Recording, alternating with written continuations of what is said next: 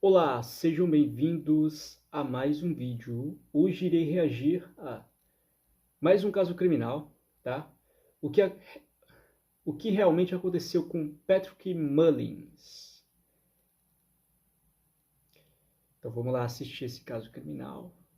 Massa demais. E vamos teorizar também. Então vamos lá.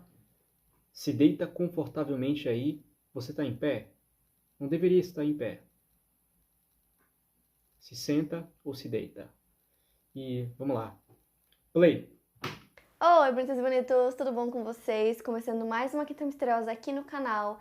E antes de mais nada, se você é novo por aqui e ainda não está inscrito, já se inscreve aqui embaixo para não perder nenhum vídeo novo, que tem vídeo novo toda semana.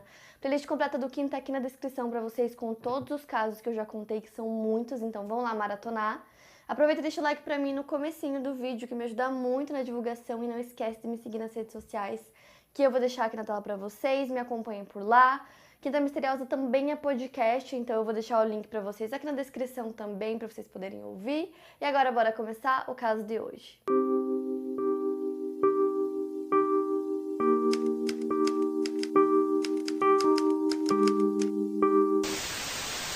Patrick Lee Mullins nasceu no início dos anos 1960 e cresceu na ilha Anna Maria, na Flórida, junto com seus 2 irmãos e 2 irmãs. Eles cresceram tendo contato com a água e com os barcos que a família tinha, e eles conseguiam usar sempre que queriam.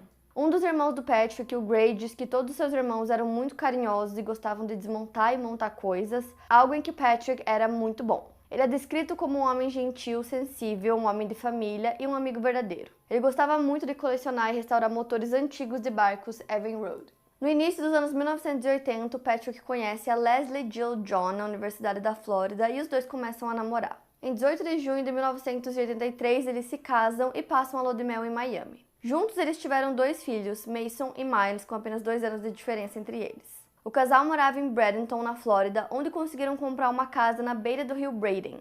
Patrick conseguiu praticamente criar seus filhos na água, assim como aconteceu com ele, e o Miles se lembra de se divertir bastante com o pai e com o irmão quando eles saíam para pescar tainhas. Por pouco mais de 20 anos, o Patrick foi professor da 4ª série, até que ele e a Jill foram para a faculdade novamente e se graduaram como bibliotecários. O Patrick passou a trabalhar na Palmetto High School, onde ele era muito amado e respeitado pelas crianças, por ser uma pessoa que se dedicava ao seu trabalho. Ele auxiliava as crianças, as deixando ficar até mais tarde para estudar na biblioteca, e costumava ser uma figura paterna para aquelas que não a tinham em casa. Além de tudo isso, o Patrick era admirado por amigos e familiares por ser uma pessoa muito correta em tudo que fazia. Desde criança, um dos sonhos do Patrick era possuir um barco Stump Knocker que ele conseguiu comprar na vida adulta. Seu barco tinha cerca de 4 metros e era ideal para águas rasas. Ele costumava utilizar o barco no rio mais próximo da sua casa, o rio Braden, cujas águas eram rasas, e o barco dele era perfeito para isso. No dia 27 de janeiro de 2013, um domingo, a Jill, esposa do Patrick, tinha planos de ir para a casa da sua irmã, que ficava em Sarasota, a mais ou menos 20 quilômetros de distância de Bradenton, onde eles moravam. Ela não tinha ideia de quais eram os planos do seu marido para aquela tarde, mas sabia que ele sempre estava mexendo com motores de popa que ele tinha em casa, e achou que ele faria isso mais uma vez. Então eles se despediram e a Jill foi para casa da sua irmã. A Jill retorna para casa entre 6h30 e 7 horas da noite, então quando ela chega, ela percebe que o marido não está em casa, e aí ela começa a procurar ele para ver se encontra ele em algum lugar, e ela percebe que o carro dele, que era uma caminhonete, estava na garagem. Então ela imaginou que ele tivesse saído para algum lugar próximo da casa deles, quem sabe na casa de um vizinho. Então ela decide ligar pra ele pra perguntar onde ele tava, e aí ela liga, só que ele não atende, o que também era uma coisa mais comum, porque ele não gostava de sair de casa com o celular, então ela ligou já imaginando que ele não tinha levado o celular com ele. Ela espera um tempo, só que ele não aparece, então ela decide procurar na casa dos vizinhos pra ver se ele tava por lá, e ele não estava. E todo domingo eles tinham uma rotina que acontecia todo domingo sempre pros dois, que era meio que se preparar para o dia seguinte, que seria segunda-feira, né, um dia de trabalho. Então eles costumavam descansar a partir das 7 horas da noite, ficar tranquilos em casa, porque tinham que trabalhar no dia seguinte, então pelo horário ele já teria que estar em casa, era uma coisa que eles sempre faziam, e ela começou a achar estranho que ele ainda não tinha voltado. E aí o tempo vai passando, ela vai ficando cada vez mais preocupada, e ela decide ir até o local onde o Patrick guardava o barco dele. Chegando lá, ela percebe que o barco não estava lá, então ela decide ligar para um dos filhos. Ela liga para o Miles, que estava em Tampa, ele morava lá para fazer faculdade, ele cursava engenharia civil. Então ela liga para ele, conta que o pai dele não tinha chegado em casa ainda. E o Miles tenta acalmar a mãe dele, dizendo que ele lembra que no dia anterior o pai dele conversou com um dos tios dele, falando que ele queria sair e desenferrujar, porque fazia muito tempo que ele não saía com o barco dele. Então ele disse para a mãe que provavelmente o pai dele chegaria logo em casa para ela ficar calma. E aí passa mais um tempo, ele ainda não tinha chegado, ela liga novamente, e aí o Miles começa a ficar muito preocupado e decide ir até Brenton pra ficar lá com a mãe dele. O filho mais velho do casal, o Mason, estava no Afeganistão e a Cruz Vermelha agiu para que ele pudesse voltar para casa também. Por volta das 11, a Jill liga pro cunhado dela avisando que o Patrick tinha saído em algum momento, que ele não tinha voltado ainda, que ela estava muito preocupada. Então, os irmãos do Patrick vão até a casa deles, o Miles já estava lá e eles decidem pegar um barco e sair para procurar pelo Patrick. As buscas focaram no rio Brandon devido ao barco do Patrick ser para águas rasas, então provavelmente ele teria que estar por ali. E esse rio desemboca em um rio maior chamado Rio Manatee, mas eles não expandiram suas buscas até lá, porque acreditavam que por conta da profundidade não faria sentido que o Patrick tivesse ido até lá. Primeiro eles procuraram na rota principal do rio e quando não encontraram nada, eles resolveram entrar em todos os recantos e riachos. A Jill ligou para emergência depois das 11 horas da noite e contou que o marido havia saído de barco e não tinha voltado. Eles repassaram o caso para o escritório do xerife do condado de Manatee e foram feitas perguntas de rotina, como por exemplo, se ele havia deixado algum bilhete, levado o celular, se existiam problemas conjugais ou financeiros, se o Patrick tinha uma arma, e ela respondeu que não. A polícia chegou aí em um bar para barcos para procurar por ele, mas segundo a Jill, o Patrick nunca gostou de bares desse tipo. A polícia iniciou uma busca com a unidade marítima procurando pelo barco perdido. Conversando com os vizinhos, a polícia percebeu que o Patrick teria saído de casa por volta das 3 horas da tarde. Eles disseram que viram ele saindo de barco e que parecia que ele não estava acompanhado.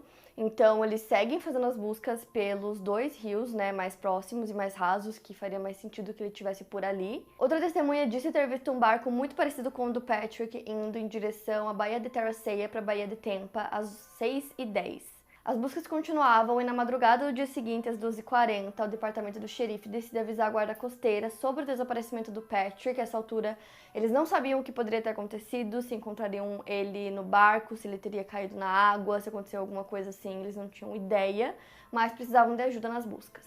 Segundo o tenente-comandante da guarda costeira, essas buscas assim são muito complicadas, porque ao mesmo tempo que eles já estavam procurando por ele, as águas ficam em movimento, então ele poderia já estar em outro lugar, e eles também não sabiam exatamente o que estavam procurando, se era o Patrick dentro do barco, só o barco, se o barco tinha virado, se ele estava na água, eles não sabiam. Nesse mesmo dia, helicópteros sobrevoaram a vizinhança para ver se eles conseguiam achar o Patrick. Às 11 da manhã do dia 28, o investigador principal do caso, Daryl Davis, chega à casa da família para uma entrevista com eles. Era a primeira investigação desse tipo da carreira dele, o que de certa forma preocupou os familiares do Patrick. Durante o dia, as buscas continuam e incluíam outras agências. Eram 6 embarcações da Comissão de Pesca e Vida Selvagem da Flórida, uma embarcação de patrulha, um avião, um helicóptero da Guarda Costeira dos Estados Unidos e uma equipe de busca e salvamento do Eckhart College procurando por Patrick e o seu barco.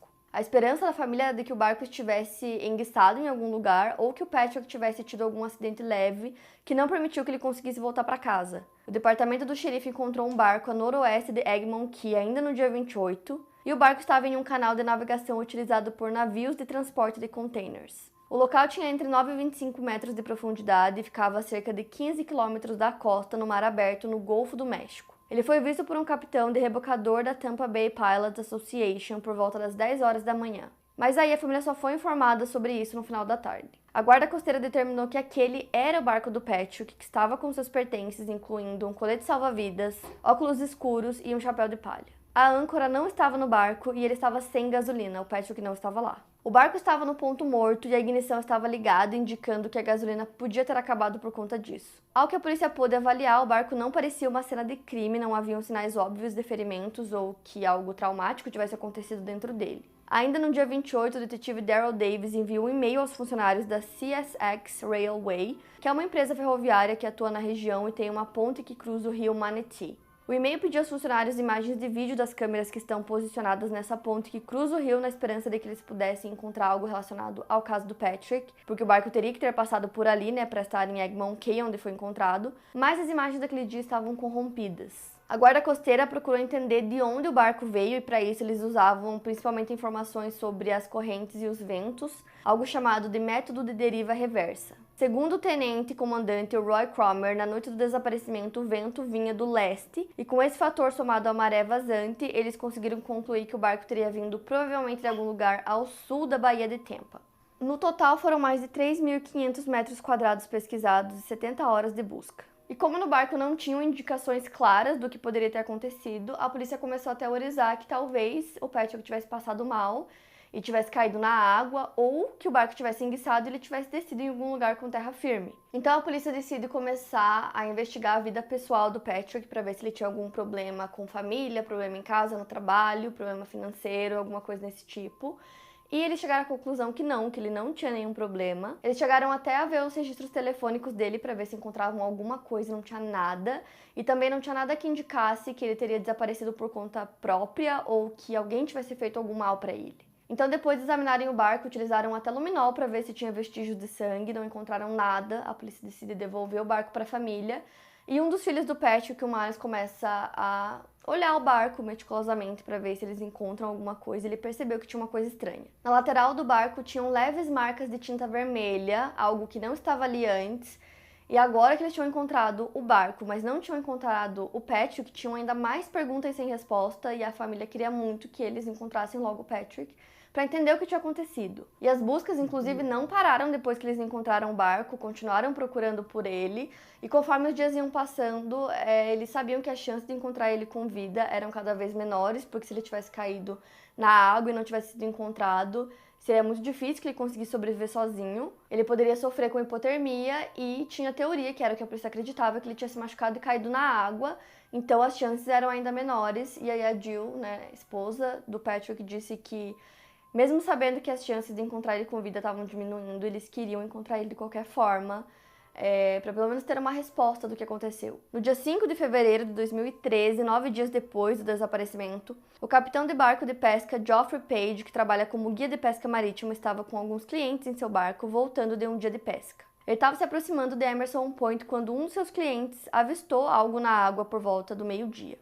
Ele viu que parecia ser um corpo, mas como não tinha certeza, eles se aproximaram bem lentamente. Se tratava do corpo de um homem, ele ainda estava com seu relógio de pulso e sua carteira estava em seu bolso. Havia uma corda enrolada em seu corpo, estava bem apertada e pegava embaixo do seu braço, no pescoço e no peito. A corda ia até o fundo do mar e estava amarrada a uma pequena âncora de cerca de 11 quilos. O local onde o corpo foi encontrado não era muito fundo, tinha cerca de 1,5 metro a 2 metros de profundidade, por isso Geoffrey conseguiu ver a âncora no fundo. Ele não virou o corpo, a água estava cristalina e o homem estava com o rosto virado para baixo. Então o Geoffrey chamou a patrulha marítima e 40 minutos depois um agente chegou ao local. Eles retiraram o corpo da água por volta das 2 horas da tarde e ele é parcialmente identificado como Patrick Mullins devido ao documento da sua carteira.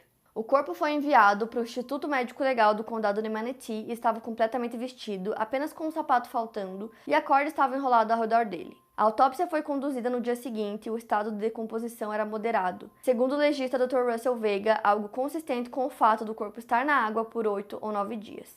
Entretanto, não havia como especificar o que aconteceu com ele. A autópsia confirmou que realmente era o Patrick Mullins e ele tinha 52 anos. O legista notou que houve um grande trauma na cabeça do Patrick, que haviam 6 perfurações de saída do lado esquerdo do seu crânio e o que parecia ser uma perfuração maior do lado direito. Isso correspondia claramente a um padrão de tiros de espingarda, segundo o legista. Foi identificado que o tiro foi disparado abaixo do lóbulo da orelha direita, na parte de trás da bochecha, fazendo uma leve trajetória ascendente. No relatório do legista, a morte é dada como indeterminada e ele considerou que tanto homicídio quanto suicídio eram possibilidades razoáveis nesse caso. Ele escreveu que foi incapaz de descartar tanto lesão auto-infligida quanto infligida. Existiam fatores que tornavam as duas possibilidades razoáveis. O médico legista conversou com a família e informou a eles que ele acreditava que havia possibilidade de ter acontecido um suicídio, principalmente pela forma como a corda estava amarrada em seu corpo. Segundo ele, caso tivesse sido um homicídio, ela teria sido amarrada de maneira diferente. Mas a família não conseguia pensar em nenhum motivo razoável para que essa fosse a explicação, O Patrick era uma pessoa muito feliz, ele estava muito animado com várias coisas que iriam acontecer na vida dele. Ele e a esposa iam completar 30 anos de casados, ele queria se aposentar em breve. Ele ia ganhar cerca de $150 mil de aposentadoria e ele estava muito animado com isso porque ele queria abrir uma oficina de barcos com um dos irmãos dele. A Jill também disse que ele queria muito ser avô e que tinham todas essas coisas acontecendo. Ele não deixou nenhum bilhete, nada que indicasse que esse poderia ser o motivo, e tanto para ela quanto para o restante da família não fazia sentido algum que ele tivesse tirado a própria vida. Mas a conclusão da polícia foi a de que ele tirou a própria vida por conta da forma como a corda estava no corpo dele e pelo fato da corda não ter sido amarrada nas mãos dele. Segundo a polícia, ele teria... Bom, eu acho completamente estranho uma pessoa que vai cometer o ato de ela apontar um instrumento pérfuro contundente nessa região.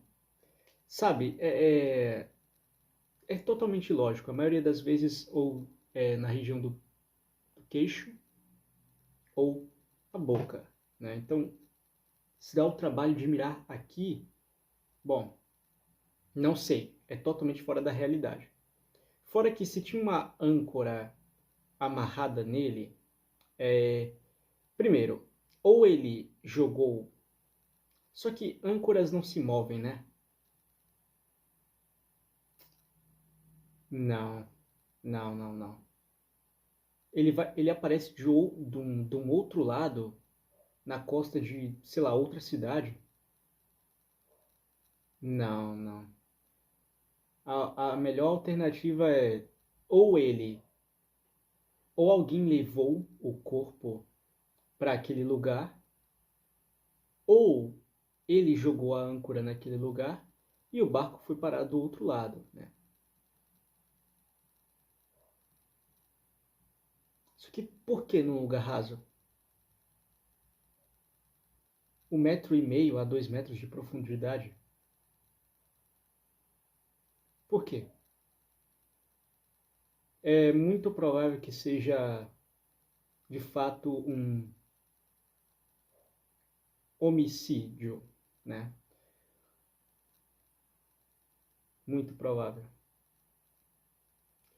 Mas vamos lá. Play. Teria prendido a corda na âncora, teria sentado na ponta do barco, atirado em si mesmo e caído na água. Já os familiares continuavam não vendo sentido nenhum nisso e eles não conseguiam entender como a polícia chegou nessa conclusão. E outra coisa também foi que eles descobriram que ele tinha morrido com um tiro na cabeça e pra Jill fazia menos sentido ainda, já que eles não tinham arma nenhuma em casa. O departamento do xerife começou a investigar para tentar descobrir se ele teria comprado uma arma, né, antes do caso acontecer. E aí eles começaram a ver as movimentações dele, se ele teria retirado dinheiro e não encontraram nada. Como eu falei, a família não tinha armas em casa. Jill disse que o Patrick não tinha interesse nenhum por armas, nunca viu nenhuma arma, nenhum tipo de arma, nem munição, né, que ela soubesse ou que a família soubesse. Então, pra eles continuava não fazendo sentido. Mas eles conseguiram descobrir que mais cedo naquele dia, no dia 27, o Patrick teria ido pra uma loja de fazenda e feito algumas compras nessa loja. Ele comprou uma válvula de drenagem para ar-condicionado e um óculos de solda que estava na promoção. Tem um episódio do Unsolved Mystery sobre esse caso e o Miles dá uma entrevista e ele fala que o pai dele não tinha comentado que queria comprar esse óculos, não pretendia comprar, não estava precisando comprar esse óculos, ele apenas comprou porque estava na promoção e porque poderia ser uma coisa que ele utilizaria no futuro. Então ele se questiona se ele comprou uma coisa para usar no futuro e, segundo a polícia, ele tirou a própria vida, por que ele faria essa compra? A polícia continuava tentando descobrir se ele havia comprado uma arma, então eles continuavam investigando as lojas de armas. Bom, eu acho que é uma espécie de conforto. É como o famoso... É como o famoso Última Refeição nos Estados Unidos, né? Recentemente eu assisti um episódio de O Mentalista e um dos personagens ali, ele se suicida, né? E ele faz uma última refeição parecida com uma refeição de um crime no dia da pena de morte, né? Então ele come ali batata frita, hambúrguer e tal. Comida de... É a última refeição, comida da pena de morte. Então, talvez ele tenha comprado por conforto, né? Tipo, como um último ato. Se bem que eu desconsiderei a possibilidade de suicídio, né? Mas enfim. E nenhuma delas tinha vendido uma arma pro Patrick. E além disso, ainda falando da questão da corda, né, que tinha essa corda no corpo dele, os filhos perceberam que o nó usado não era um nó que navegantes costumavam usar, então eles disseram pra polícia que se o pai tivesse feito aquele nó, seria um nó de navegantes, não aquele que foi feito. Então eles acreditavam novamente que não tinha sido o Patrick, e sim outra pessoa. Mas uma das questões principais que fazia a polícia continuar acreditando que ele tinha tirado a própria vida era o fato de que as mãos dele não estavam amarradas, então eles continuavam defendendo que ele conseguiria amarrar o próprio corpo na âncora e fazer aquelas amarrações e que ele conseguiria fazer isso sozinho. Mas a Jill acredita que o marido já poderia estar morto ou inconsciente no momento que fizeram essa amarração nele, e que por conta disso não fazia sentido amarrar as mãos também, que não era uma coisa que era necessária. A Jill também relata no documentário que ela recebeu uma ligação do xerife pedindo para ela ser razoável, dizendo que se alguém tivesse matado o Patrick, essa pessoa teria levado a carteira dele também. E aí ela disse que ela não sabia o motivo do porquê uma pessoa matou o marido dela, mas que ela imaginava que não. Bom, o xerife acabou de se tornar suspeito. Parabéns, xerife. Né? Pô, por que ele vai insistir? Não insista não. Foi suicídio. Não insista, cara. Suspeito. Mas eu ainda tenho um primeiro suspeito ainda lá no final. Eu vou dizer qual. Mas vamos lá. Isso se não tiver final, né? Se eles não descobrirem quem fez isso, eu acho que eu vou descobrir. Imagina? Brincadeira. Vamos lá. Seria por conta da carteira dele, que tinha apenas $9 dentro. A família continuava acreditando que o Patrick foi vítima de homicídio, eles não conseguiam entender o que aconteceu, qual era o motivo, eles tinham algumas teorias, como por exemplo, de que ele viu alguma coisa ilegal e que aí, né, fizeram essa execução, ou que ele poderia ter tentado ajudar alguém e acabou se tornando uma vítima. O Miles fala que ele tem certeza que se o pai dele tivesse visto alguém precisando de ajuda, ele imediatamente ajudaria, e que pra ele isso faz sentido porque o barco estava no ponto morto, então ele falou que provavelmente o pai dele colocou no ponto morto para fazer uma pausa rápida, então ele parou por algum motivo, né, que precisou parar naquele momento, e que se ele fosse fazer uma pausa longa, ele teria desligado o barco, não deixado, né, no ponto morto. Então a família continuava acreditando que isso tinha acontecido, mas eles não conseguiam pensar em ninguém que pudesse ter cometido esse crime, né? Então essa pergunta ficava pairando sobre eles, de quem poderia ter cometido o crime. E nisso tem um amigo da família que começou a apresentar uns comportamentos estranhos. Esse homem era um amigo do Gray, que é irmão do Patrick, seu nome é Damon Crestwood. O Gray e o Damon se conheceram entre o fim dos anos 1980 e início dos anos 1990 e se tornaram bons amigos. O Damon era um talentoso chefe e teve um restaurante por um tempo. Ele era uma pessoa conhecida da família, mas não era particularmente próximo do Patrick. Então, apesar de não ser próximo dele, ele estava no seu círculo social. Depois da morte do Patrick, o Damon começou a apresentar comportamentos completamente incomuns, levando-se em consideração a relação não tão próxima que eles tinham. Ele ficou muito chateado quando o Patrick desapareceu, e quando sua morte foi confirmada, ele demonstrou uma tristeza desproporcional. Logo depois da morte do Patrick, o Damon frequentava a casa do Gray, e quando eles tocavam no assunto, o Damon começava a chorar de maneira descontrolada, chegando a soluçar. O Damon contou pra Jill que quando ainda estavam procurando pelo Patrick, ele pegava seu barco e ia ao rio Manatee procurar, e lá ele chorava por horas. No Memorial Day de 2000... Provavelmente ele é homossexual. Talvez ele tivesse uma afinidade pelo Patrick. Vamos lá. Tá começando a ficar interessante. Uou! 2013, que ocorreu no dia 27 de maio, a família se reuniu junto com amigos e o Damon também estava presente. E o Miles viu ele amarrar uma corda no cachorro dele e depois amarrá-la em si mesmo. E a forma como a corda estava amarrada em seu corpo era exatamente igual à maneira que foi amarrada em Patrick. Todos que viram aquilo ficaram inquietos e amigos mais próximos chegaram a confrontá-lo, dizendo que ele estava agindo de maneira estranha, mas ele nunca explicou por que ele estava agindo daquela forma. Ninguém entendia o porquê dele estar tão afetado pela morte de uma pessoa a quem ele não era próximo. Além disso, nos anos seguintes, no mês de janeiro, aniversário da morte do Patrick, o Damon tinha uma espécie de colapso mental. Então as pessoas começaram a acreditar que ou ele sabia alguma coisa, ou ele estava envolvido de alguma maneira, mas que era tudo muito estranho e não fazia sentido ele agir daquela forma. E confrontaram ele algumas vezes sobre isso, e aí ele disse que ele estava fazendo uso de metanfetamina e por conta disso ele estava muito paranoico e até impulsivo em suas atitudes. E também teve um amigo dele que comentou que às vezes ele falava assim, perguntava se algo acontecesse com ele, se os amigos dele continuariam ao seu lado, que meio que dava a entender que alguma coisa poderia acontecer, que tinha alguma coisa que ele tinha feito, ou que realmente ele estava escondendo alguma coisa. Outra coisa em relação ao Damon, né, que deixou a família criar ainda mais suspeitas em cima dele, era o fato de que ele também tinha um barco, e esse barco tinha uma faixa lateral pintada em vermelho. E no barco do Patrick, como eu disse pra vocês, tinha algumas manchas de tinta vermelha que não estavam lá antes dele desaparecer. Além disso, Damon morava próximo do rio Manatee e também a casa dele ficava mais próxima da Baía de Tampa, que foi justamente o local onde o corpo foi encontrado. Então a família queria que isso fosse investigado, pois eles começaram a perceber que ele poderia ter alguma conexão com o caso. Então, basicamente, a polícia queria uma amostra do barco do Damon para poder fazer a comparação e ele se negou a dar a amostra. Ele conversou com a polícia no primeiro momento, disse que ele não tinha envolvimento nenhum com o caso, nem sequer sabia nada sobre o caso. E aí, depois chegou um ponto que ele simplesmente parou de falar com a polícia e eles não tinham informações suficientes para concluir se ele estava envolvido ou não no caso, porque não tinham testemunhas. Então, a investigação em relação ao Damon acabou parando e também não tiveram esforços adicionais para tentar conseguir a amostra do barco dele. Então, em 2013, a família pede ao gabinete do xerife de Manatee para que o caso seja revisado. Então, a revisão começa a ser feita por um detetive e um sargento do xerife. E nisso, a Jill decide contratar uma advogada para representá-la nas negociações com o gabinete do xerife. Segundo a Jill, ela estava se sentindo pressionada pelos funcionários do xerife depois que ela tinha feito uma reclamação pública, dizendo que o gabinete tinha administrado mal a investigação. Então, basicamente, a Jill e o Miles queriam que o caso fosse revisado por outra agência e o Departamento de Polícia da Flórida e, na época, os funcionários do xerife disseram que era improvável que eles convidassem a agência para conduzir essa investigação. A família criou uma página memorial no Facebook e agendava arrecadações de fundos. O objetivo era conseguir $10 mil para estabelecer uma recompensa para quem apresentasse mais informações sobre o caso. Eles atingiram essa meta de arrecadações e a forma da morte continuava sendo indeterminada, pois existia a possibilidade de ter sido homicídio e também a possibilidade de ter sido suicídio. Em novembro de 2013, a família arrecadou mais fundos e conseguiu aumentar a recompensa para $21 mil.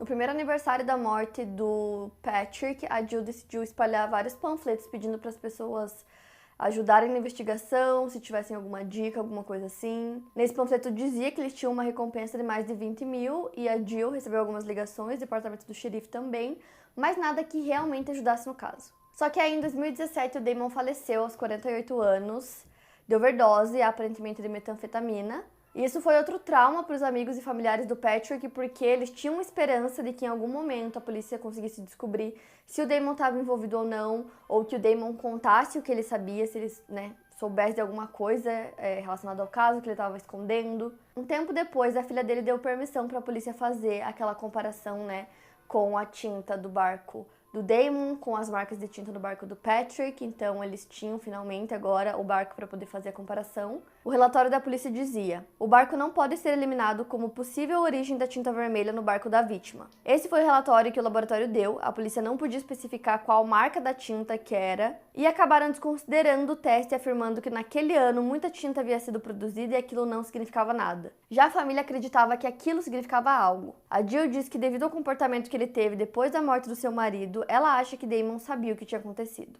Em 13 de janeiro de 2020, depois dos pedidos da família, o Departamento de Polícia da Flórida reclassificou a morte do Patrick como homicídio. Em 2021, a família do Patrick contratou uma perita criminal chamada Lori Baker para examinar a teoria de que a morte dele foi suicídio. A doutora Lori Baker é professora de antropologia e ciência forense. Ela disse ao Unsolved Mysteries que quando foi contratada para examinar o caso, havia incerteza sobre a autoria da morte. Patrick teria levado um tiro de espingarda, mas nem ele e nem a espingarda foram encontrados no barco. Segundo ela, a forma como as cordas estavam amarradas em seu corpo não era algo comum de suicídio. Junto com um assistente, ela tentou recriar o possível suicídio do Patrick, orientando o homem em seus movimentos, sabendo da teoria da polícia e da angulação que a espingarda teria sido posicionada para dar o tiro. Segundo ela, o ângulo da espingarda também é incomum. Uma espingarda de 45 centímetros, que é considerada pequena, já é pesada e o ângulo fica difícil de segurar. A Lori diz que algo interessante de se observar no crânio do Patrick é que não há marcas escuras de ferimento de contato, algo que existiria se a arma tivesse sido colocada em contato com o rosto. E o fato de não ser um ferimento de contato com um cano tão longo quanto de uma espingarda, seria difícil que o tiro tivesse sido dado pelo próprio Patrick. O próprio legista do caso, Dr. Russell Veiga, disse ao programa que, por sua experiência, suicídios por espingardas costumam ter ferimentos de contato, que significa que a arma estava encostando na pele, mas ele mesmo nunca tinha visto um tiro naquele local usando uma espingarda antes. Além disso, com um tiro na cabeça, há uma grande quantidade de sangue que sai do corpo e com toda certeza haveriam respingos de sangue no barco. Para Lori, seria quase... Sim, esse tiro de contato é o famoso tiro estrelado, né? E aí meio que deixa uma zona de esfumaçamento por causa da pólvora e também fica uma zona de queimadura quando é o tiro estrelado, e a ferida ela fica em formato realmente de estrela, ela explode assim. Então, cara, é muito fácil você quebrar a teoria do suicídio por causa do ângulo da ferida, né? Que disseram que foi lóbulo da orelha, sei lá, atrás da orelha, mais ou menos essa região aqui. Então, feridas em caso de suicídio não são nessa região. Não são. Geralmente não, né? Então, e também a zona de esfumaçamento, né? Fica um pouco ali da fumaça. Você pode ver também no osso da pessoa. Então vamos lá.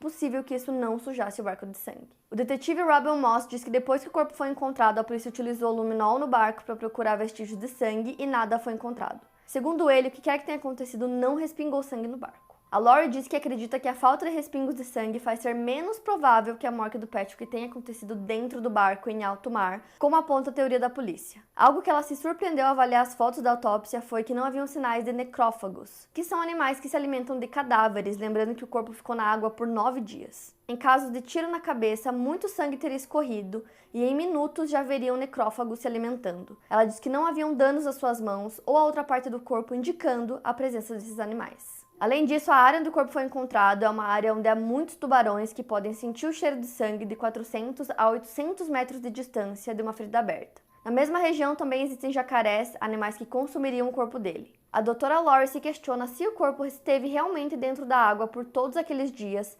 por ter permanecido tão conservado. Basicamente, tudo o que se tem sobre a causa da morte do Patrick fica girando em teorias, então tem pouquíssimas evidências. Para a família, praticamente nada daquilo faz sentido. Ao mesmo tempo, não conseguiram encontrar arma, não tinham suspeitos, tinha uma pessoa de interesse, né, que nunca foi muito aprofundado a investigação no Damon. Ele já morreu, então também é uma coisa que agora não tem mais o que fazer. E o caso segue sem solução, a família continua na esperança que a polícia consiga solucionar. Quero muito saber o que vocês acharam, então me conta aqui nos comentários. Não esquece do like, que me ajuda muito na divulgação. Playlist completa do Quinta aqui na descrição pra vocês, com todos os casos que eu já contei. Então ok, beleza, vamos lá. Qual a minha teoria? Ela menciona que uma ligação é feita para algum parente do Patrick. Então é provável que essa pessoa que recebeu essa ligação tenha sido essa pessoa que tenha feito isso, ou que repassou a informação para outra pessoa, como por exemplo o Damon, né? Aí a região onde foi encontrado o barco é uma região onde passam navios, né? Então essa tinta pode ser dos navios. Tem navios que tem uma coloração vermelha, né? Então talvez seja. Só que pelo que eu vi, era uma cor muito forte, cara. E essas cores em navios tendem a ser muito mais puxado para um vermelho um pouco mais escuro ou até para o laranja, né? Então a ideia de que pode ter sido um navio, eu acho interessante, velho. Mas poderia ser até uma embarcação menor, que foi ilegal, né? Aqueles caras lá, os piratas, né, que podem ter bateu no barco, não tinha âncora no barco, ele não saiu com uma âncora. Então a âncora não era do barco, né? Era de outra pessoa. O nó também é incompatível para navegantes, então provavelmente era uma pessoa que estava nem aí, só queria fazer um nó forte. Pode ter sido o Damon, ou o Damon presenciou algo. Você menciona que ele poderia ser homossexual. Talvez o, o,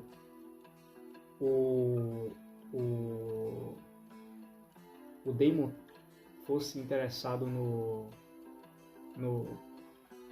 no Patrick. E eles saíram para conversar no mar naquele dia. Não sei, cara, é meio louco. Então pode ter sido o Damon, pode ter sido aquela pessoa para quem ele ligou dizendo que precisava sair, né, para se parecer, que estava enferrujado, queria sair com um barco. Piratas, né, aqueles transportes ilegais, ou outro indivíduo. Mas geralmente, cara, não tem como, né? Aponta muito pro Damon, como você vai ver, não, tinha tinta vermelha e tal. Aí o xerife pedindo, não, foi suicídio, cara. O xerife insistindo, né? Então você tem que ver esses suspeitos aí. É um caso, assim, eu acho que nem tão complicado. Se o Damon tivesse vivo, aí seria melhor. Mas eu acho que uma das melhores chances é o xerife. Né? O xerife insistiu no suicídio. Então, seria interessante ir atrás dele. Senão eu acho que ele já deve ter morrido também. Aí já era. Então tem 3 possibilidades. Ó. Então são 4 ou 3. Suicídio está fora de questão. Né? Ele pode ter sido sim levado para outro lugar. Né? Ela falou sobre os animais, né? As larvinhas que eles se alimentam. Eu não sei se essas larvas iriam surgir na água. Né? E aí também a presença de jacaré, tubarão e tal. Né? Então, provavelmente o criminoso ele sentiu a vontade de levar o corpo para algum lugar, mas aí depois, sei lá, se arrependeu e quis dar um fim. Cara, mas é tudo tão... não faz sentido, irmão.